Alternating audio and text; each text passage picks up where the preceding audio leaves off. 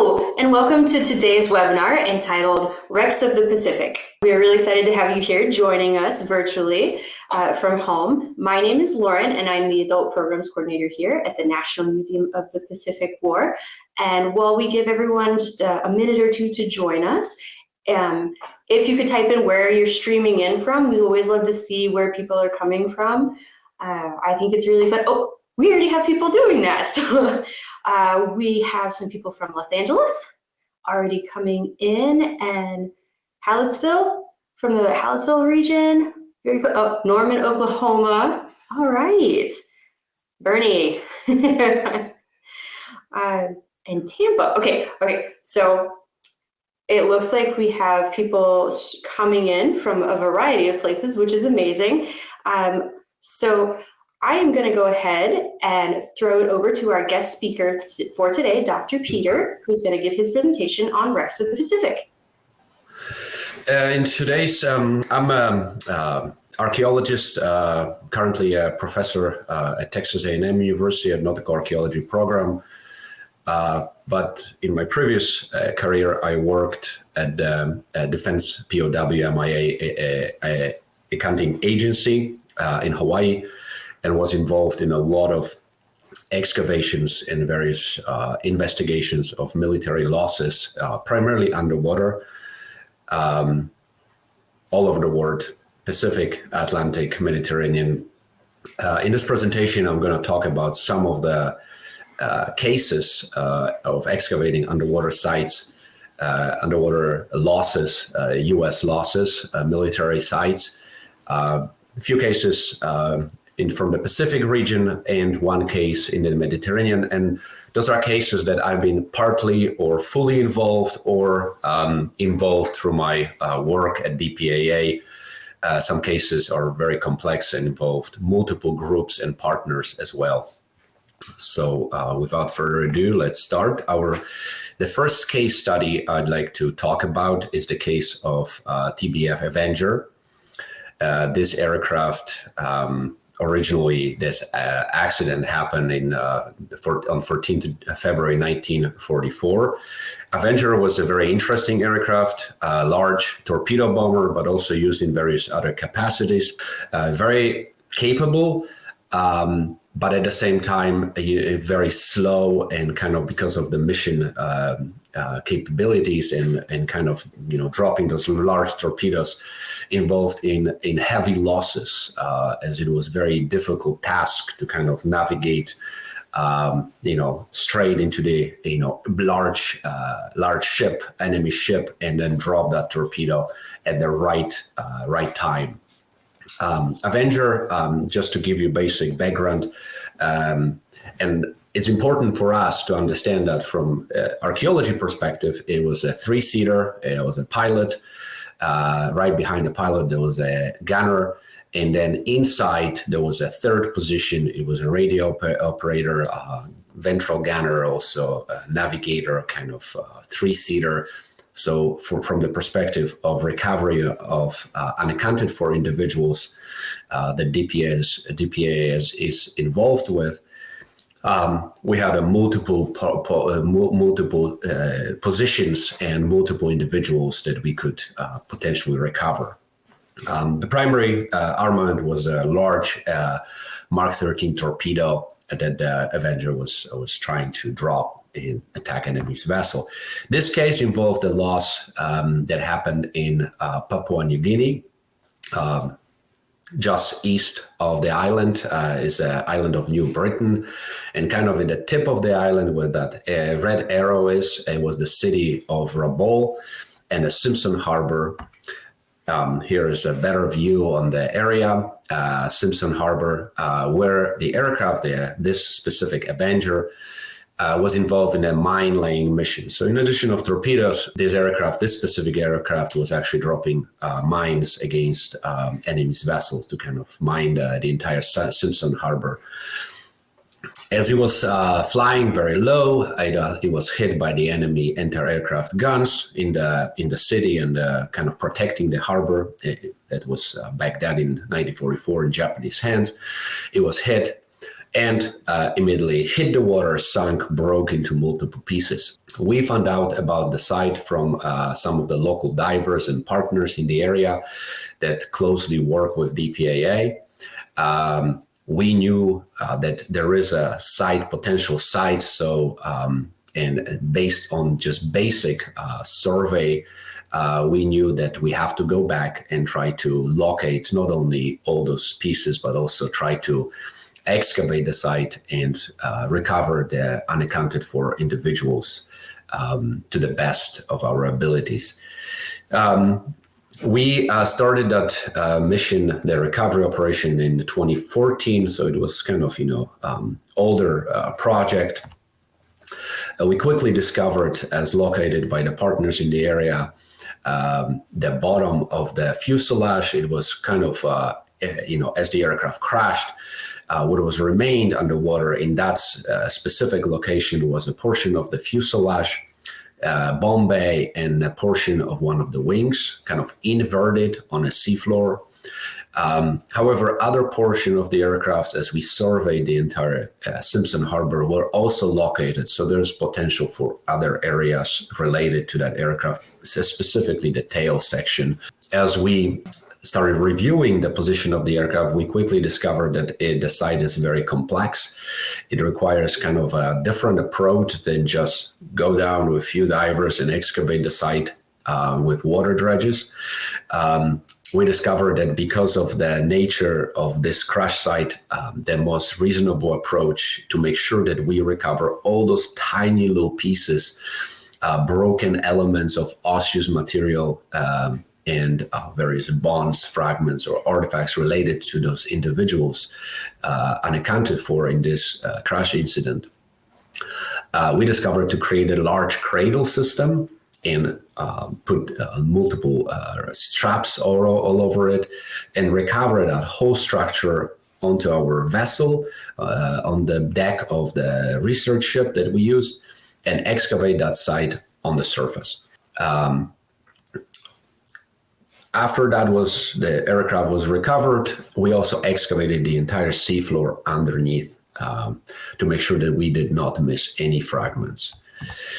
The aircraft was placed on a specially designed cradle system on the back of the ship, and then the actual archaeology started with the recovery and kind of disassembly of that aircraft and trying to locate the position of crew members inside that wreckage who died in that accident. So it's a kind of archaeology, maybe a little bit of police investigation type case, forensic archaeology in a sense, when we try to understand what happened here and how to best recover the remains of the crew members. So slowly and steady, we disassemble that structure and we try to recover all the objects, artifacts, uniform pieces, etc., related to the individual, but primarily recover the osseous material so that we could conduct DNA analysis and identify those individuals.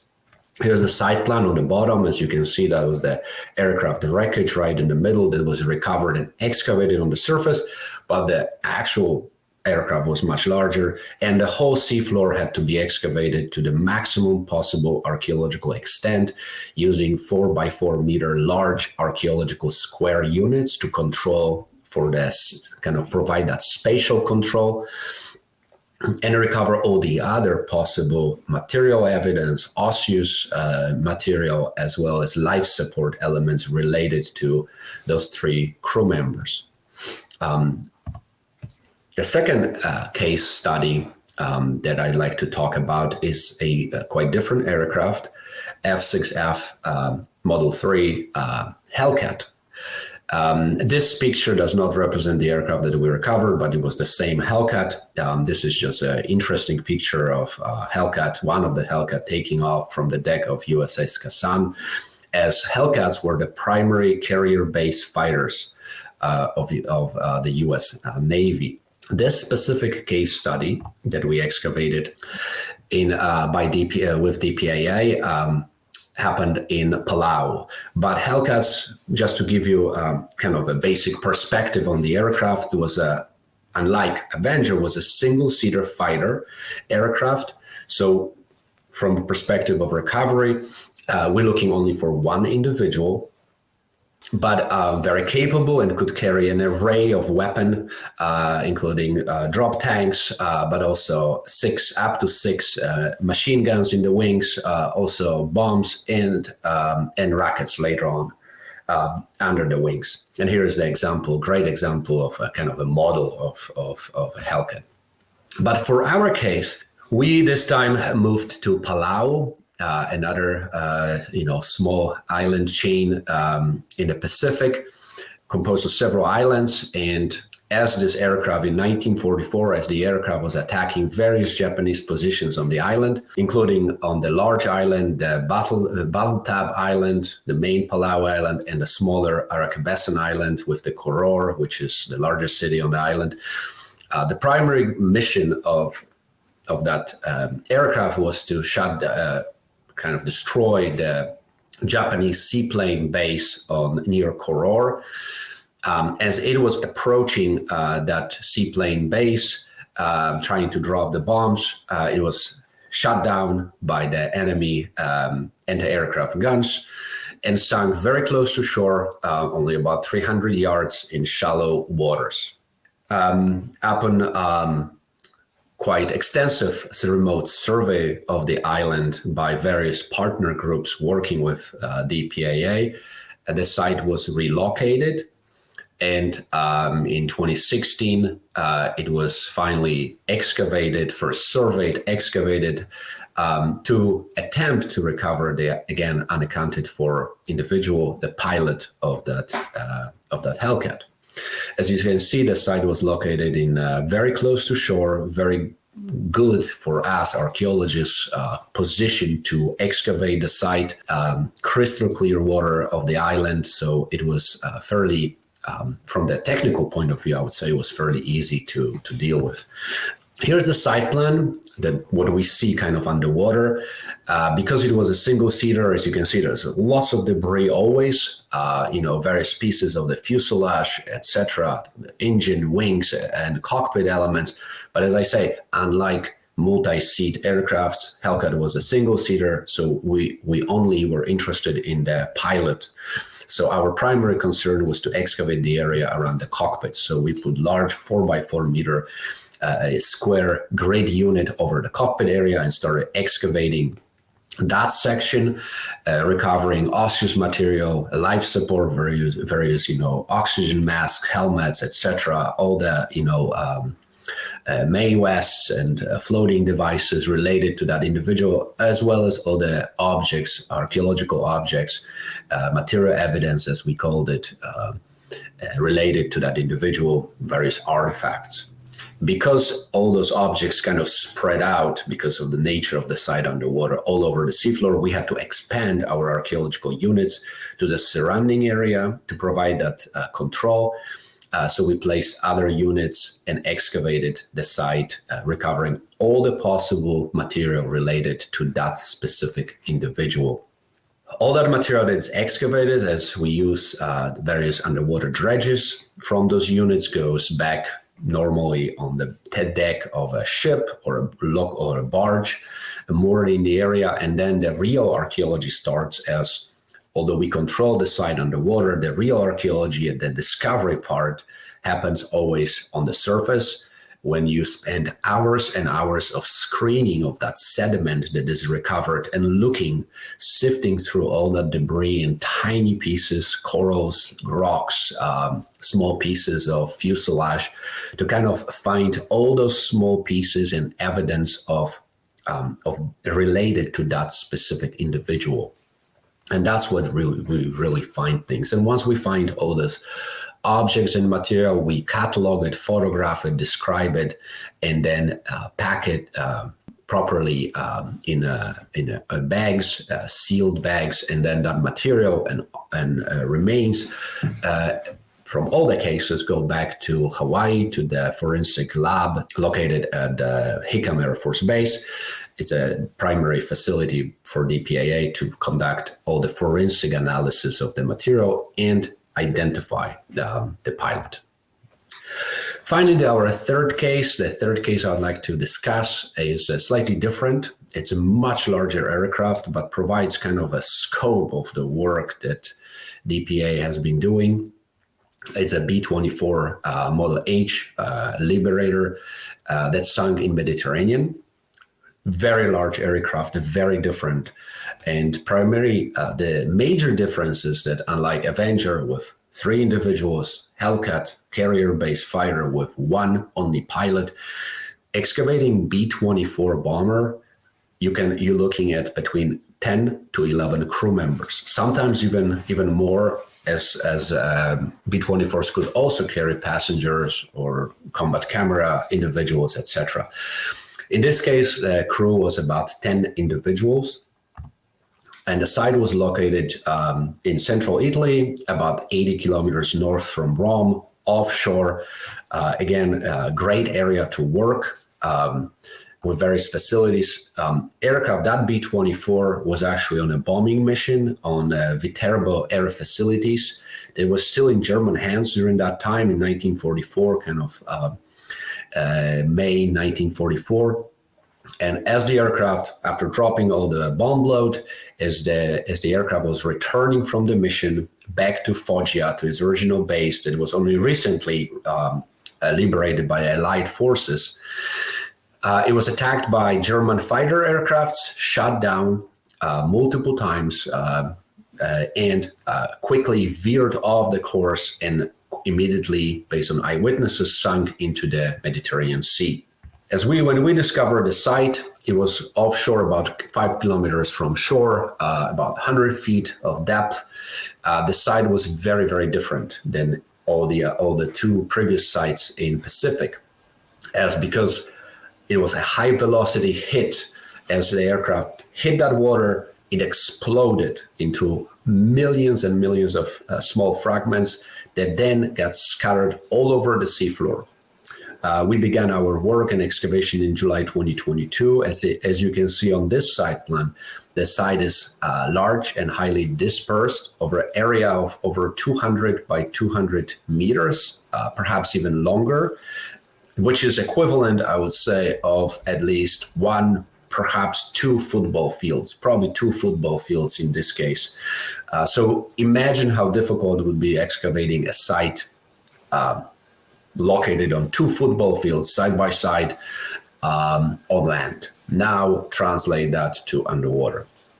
But our primary concern, based on understanding the site formation processes, were 3 key site areas. Number 1 was the northern section of the site, which was located kind of associated with 2 wings, 4 engines, and cockpit elements of the aircraft. The second area of the site that we're interested in was related to the tail section and the tail stabilizer.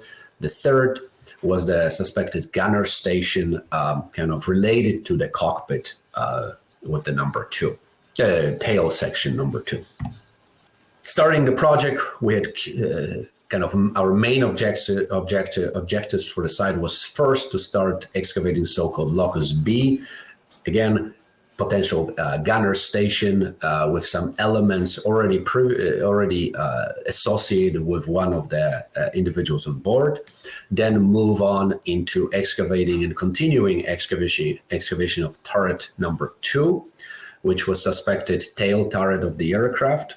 And then finally, if time permitted us, we would go and excavate turret number 1, located in the northern section of the site, closer to the original cockpit, which was likely the top turret of the aircraft.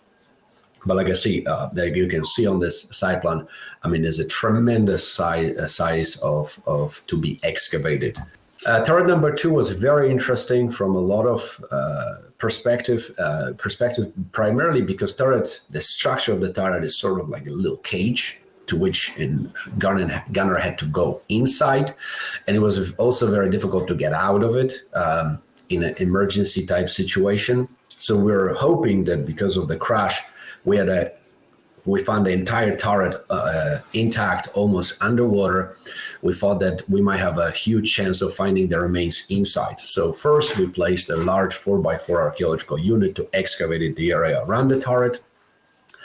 And then the turret was actually packaged and raised to the surface and excavated even more inside on top of our research vessel. By searching area around the turret, we discover a lot of elements potentially related to the individual, one of the crew members, large elements of the flak vest, beautifully preserved frontal or back piece, as well as other personal items potentially associated with this or other crew members. So very interesting portion of the site. Then we moved to the turret number 1, which was much smaller. It was a top turret of the aircraft, but very closely associated with the cockpit. Top turret is pretty much a dome, and only the head of the gunner would be sticking out and trying to shoot the enemy planes. So because of the size, the small nature of the turret, we didn't have to excavate that on the surface. We fully excavated that site underwater, and that was just enough to provide us evidence. Again, placed large grid, searching the area around, and by searching the area, as perhaps you can see on that side plan, we found large armor plating related to the cockpit. Unfortunately for us, this was the last day of the excavation season when we discovered that section and excavated it fully. So we couldn't address some of the areas that we wanted, but we know very, very well that between the turret on one side and armor plating, we are very, very close to the cockpit, which originally would be associated with up to 4 individuals: pilot, co-pilot, radio operator, top gunner, potentially a nose gunner, bomber, bombardier. So we would like to go back and continue work at that section, but still very, very exciting, and a lot of amazing finds came from that section. Here's the array of artifacts that we found on that site. As you can see, underwater archaeology of crash sites, World War II crash sites, we don't find large pieces of anything. It is a catastrophic site in a sense. Everything is broken up into millions and millions tiny fragments and pieces, and then bringing that on the surface, you try to understand what happened and what relates to which part of the aircraft. We found a lot of radio boxes, radio elements, antennas, gunner site, which is interesting, bottom portion, lots of ammunition, 50 caliber rounds, and lots of elements related to the fuselage of the aircraft, as the skin of the aircraft, that aluminum skin was broken up, deteriorated, but in millions of pieces that we recovered, and still try to understand the site formation processes. Again, the site was fully excavated underwater with dredging system. All that sediment from those archaeological units had to be dredged, bagged in large lifting bags, sealed, then brought to the surface onto our research vessel, and then fully screened to make sure that we do not miss even the tiniest fragments related to those 10 individuals that died and gave their life for our country, fighting for the freedom during that accident.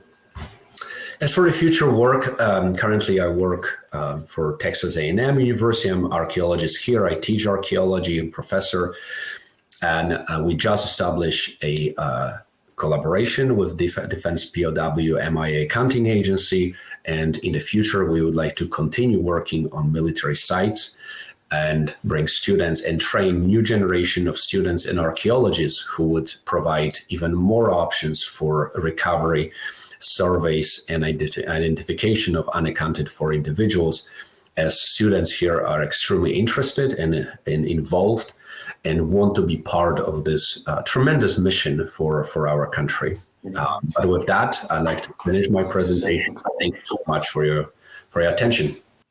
Thank you so much, Dr. Peter, for your presentation and the information about those 3 different excavation sites. Now is when we're going to open up for Q&A from our at-home audience. And I see some of you have already sent in some questions. So we'll just go ahead and start with those. Okay, so have any of the torpedoes been recovered from those excavation sites?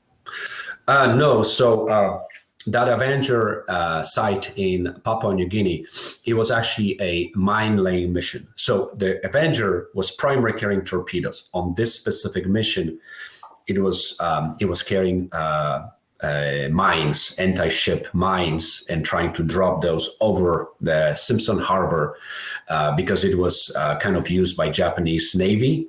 So they were trying to completely mine the area. So as the aircraft was flying low to drop the mines in various spots, it was shot down by the enemy. So in this case, it wasn't torpedo, it was mines, but all the mines were dropped. However, on sites like that, there is always a chance of unexploded ordnance. So we always work with UXO experts to make sure that it's safe for archaeologists, because I have no idea what to do with UXO. And so I rely on other experts who can tell me if it's safe or not. Okay, all right. So our next question is, did you have an idea going into the missions, the identity of the specific airframes and the crews assigned on their day of loss? Yes and no. In most cases, when DPA approves a mission, they conduct an extensive historical research. So we have quite a bit of information before we even go to the country and start excavating. In some cases, you're still not sure because nature of the site, unless you find a clear evidence of some sort of serial number. So we also, in addition to looking for remains and objects, we try to verify historical data. So we try to look for engines and serial numbers, airframe number, anything that can help us to verify that, yes, this is the site that we're looking for, hence we should continue. Sometimes we disprove historical research and we go on a site and believing that it's one site, and then we find serial numbers, check with historical records, and we discover that we are on completely different sites. And sometimes areas like that, Simpson Harbor might have even more sites than one. So it's a complicated research, but we follow the evidence and try to, verify all that historical data that we already know in a lot of cases. Okay, excellent. Another question we have, has anyone ever looked for former President George H.W. Bush's torpedo bomber he bailed out of near the Japanese island Chichijima? I'm not from, I don't know if anyone looked for the specific aircraft, but that would be an excellent project, and I would love to do it with my students here if it's possible. But as a segue, I would say I was involved in a recovery case on George H.W. Bush's wingman in Palau. So he was shot down over Palau. He got lucky only because he was shot down over water and was later picked up by a submarine from the belief. But his body, his wingman, was not so lucky and was shot down over land and died. But we found the site. Actually, the aircraft was underwater, and we recovered the remains of his wingman. I was partly involved. I was not in the field, but I was doing a lot of historical research back in Hawaii, supporting that, and we. So that was kind of interesting relationship. But with George Bush's plane in the Chichijima, that would be another amazing project that I would love to get involved with. Again, like I said, my students here. Yeah, me too. I'm a diver. I can do this. Yes. I'm an archaeologist. I would love to be involved in a project like that. That sounds amazing. Great idea from our audience at home today. Next question. Is the ultimate goal to excavate all known crashes? Ideally, yes. The problem is, not all the crashes can be excavated, not because of various limitations. Sometimes it's the depth, location, nature of the crash site. But back when I worked for DPA, the goal has always been to recover all the unaccounted for, or at least provide some sort of answers to the families through research, investigation.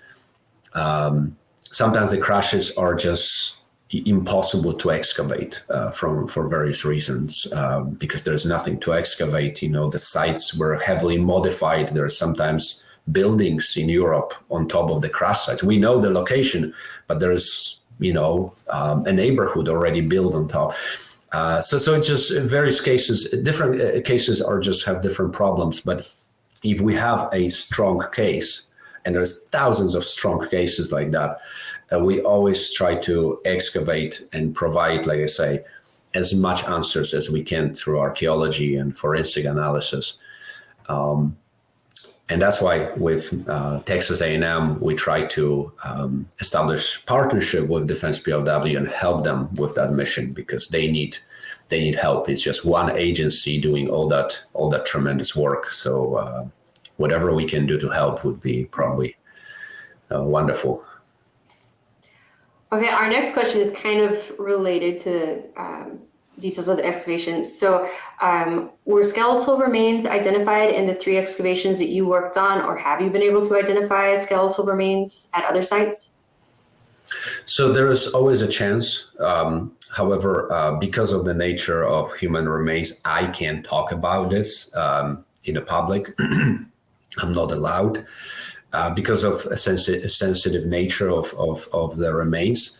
However, if we find the remains, they're properly cataloged and protected, and the next step is from excavations, they go to Defense POW MIA Accounting Agency lab in Hawaii, on Hickam Air Force Base, or off in Nebraska.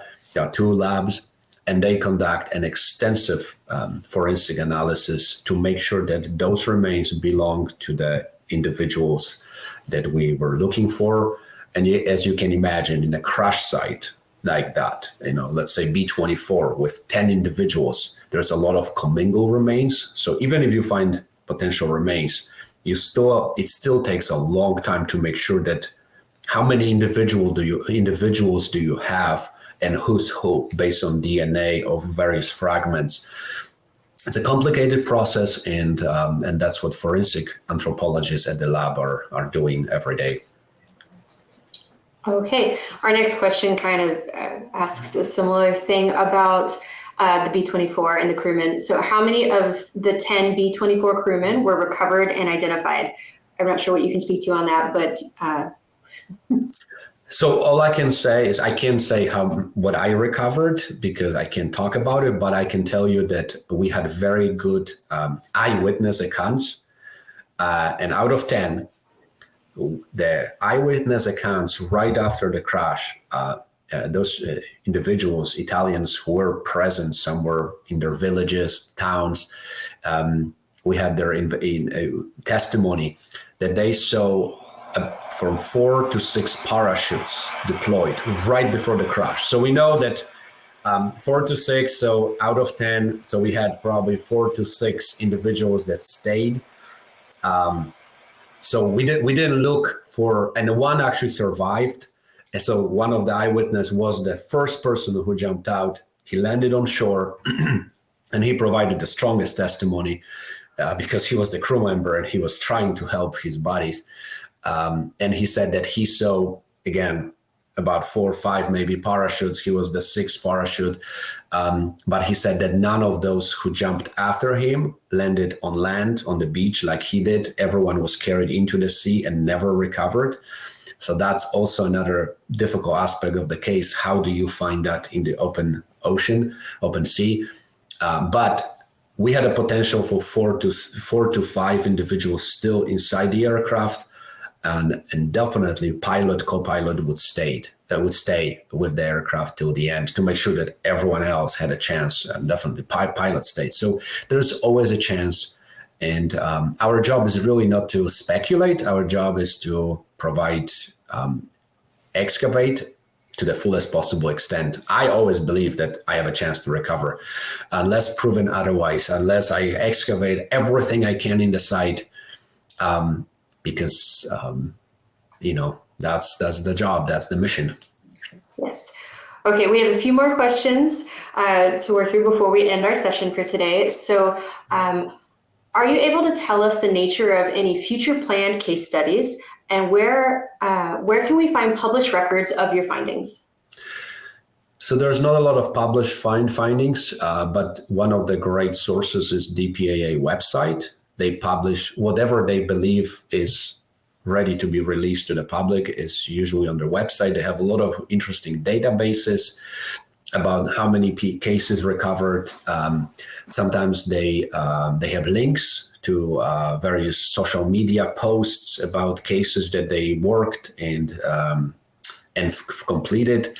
Recently was one of the Aggies was recovered, and there was an interesting post about it from the Second World War. Their website, I believe, might be the best source for information. Like I say, I'm not in a position to release any information or discuss it, but please look through their website and posts, and as this is a great source for future work. Like I say, we just established an MOU or MOA actually with Defense POW between Texas A&M.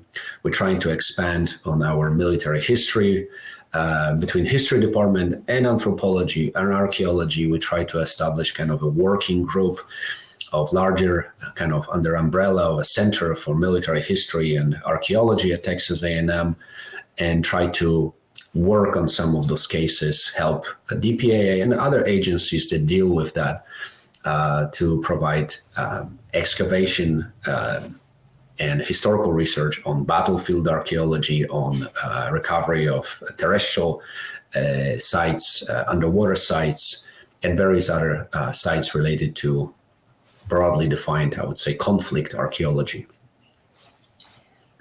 Okay, so our next question you've touched a little bit on, and I'm not sure what you'll be able to discuss at this point in time, but we're gonna ask it. You mentioned trying to find the crewmen. I'm curious if you've been able to positively identify anyone and have their status removed from the MIA list. Yes, so every time we do a recovery and the process, like I say, my job as archaeologist is do a field operation, field recovery, then all that material goes back to the lab. In a lab setting is analyzed, studied, the remains are, there's a DNA analysis conducted on remains. And once this is all finished, the case is closed in a sense, the full investigation completed, and then the family is notified, and the family, from what I understand, has an option of their own private burial or a military burial, but it's their decision.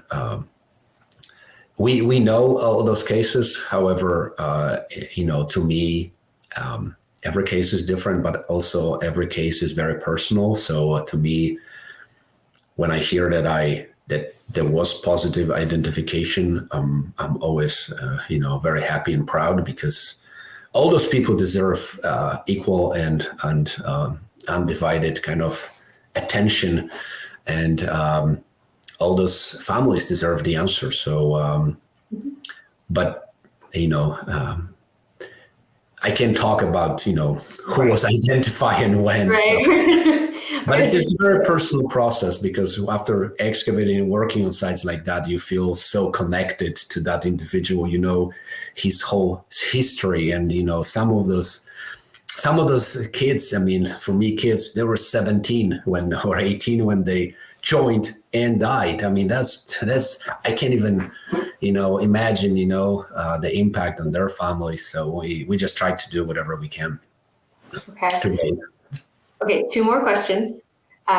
What's this, and you spoke to this one a little bit, but what's the status of A&M's partnership with DPAA, and what geographic area will A&M focus on?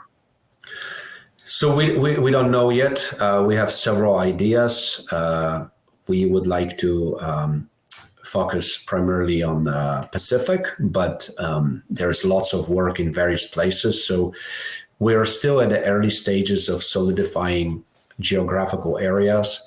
Our goal is really to support DPAA in any ways we can. So if there are certain projects and areas that they would like us to step in, we're very happy to support that.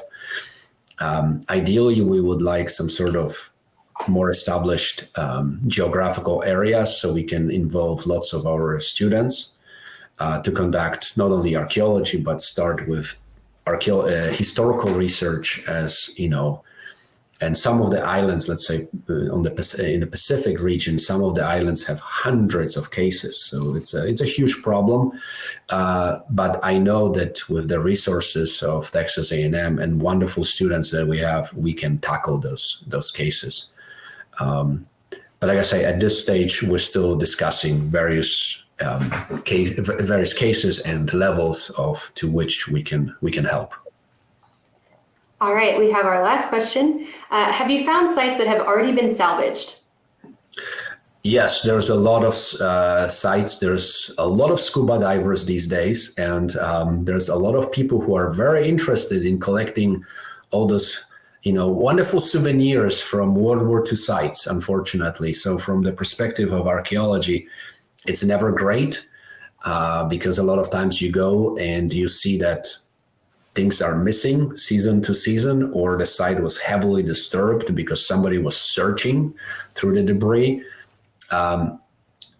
We still excavate, and we still keep finding things. That's the amazing thing about archaeology, that people who are not trained, they go only for a few surface things usually, something that looks good to their eye.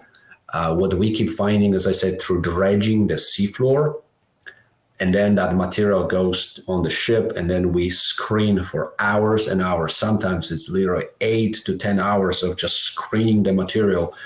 That's where you actually find the most important evidence. Not, small trinkets underwater, but it's never good for the site to be looted. But it happens, and we can't avoid that because scuba diving is very popular these days, and very affordable. Yes, and a lot of fun too. It is a lot of fun when you do it in a respectable way. Kind of enjoy the sites, taking sites, especially from World War II sites, which are graves. Those are final resting places for those individuals. Those are not areas that you should take stuff from. Right. So professional recommendation, if you are going to be diving and you come across a site, please report it and do not touch it. Correct? Ideal, absolutely, yes. Enjoy it, look at it, take pictures if you want. Just don't disturb it. Okay, I know we have run a little long today, so I really appreciate everybody staying with us. I want to say thank you to Dr. Peter and to our virtual audience. But before we go, I want to give you all a few reminders. Coming up in February, we have our next webinar entitled Nurses of the Pacific. So please be sure to look for more information about that on our website and how to register. Additionally, we have some in-person programs coming up. On Saturday, February 17th, we have our Day of Remembrance program in the Nimitz Ballroom. On Saturday, February 24th, we have our first yoga event of the season, Yoga in the Courtyard, and that will be in Hobby Courtyard. And then last but not least, we have our first ever Cultures of the Pacific program, which will be on Saturday, March 2nd in the Nimitz Ballroom. For more information on all of those programs and anything else, please check out our website, and you can also email us. Thank you so much for coming today.